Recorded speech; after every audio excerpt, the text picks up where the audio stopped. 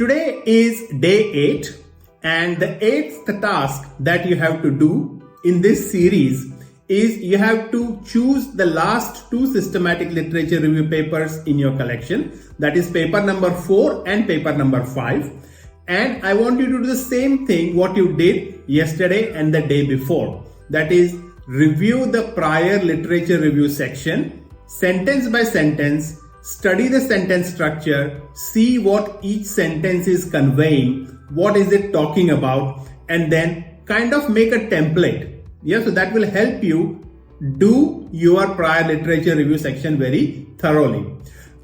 You have to remember that it is a very important step to do a very proper evaluation of existing SLR papers.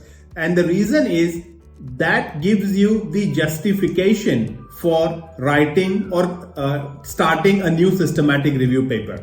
So the reviewers or the editors will be looking at this section very carefully and in a very detailed, which is why I've kind of spent 4 days or 4 tasks just on this prior literature review section. So don't think that it is a repetitive activity that you have to do again and again, but consider it as one of the most fundamental tasks that you have to complete. It is like the building block for your SLR. This is the foundation. So as long as your foundation is strong, your rest of the paper will be very robust.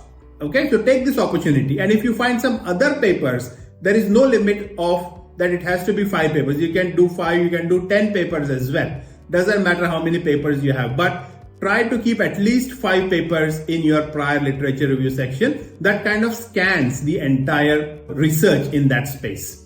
Okay, so that is your task for today. It'll probably take a little bit more time, but I guess you have got that skill by now over the last 3 tasks of completing one prior literature review section each day. So today I am giving you 2 papers to complete, and I think it will not take you more than an hour to finish it. Okay, so all the best, and I'll post my answer later today. Thank you very much.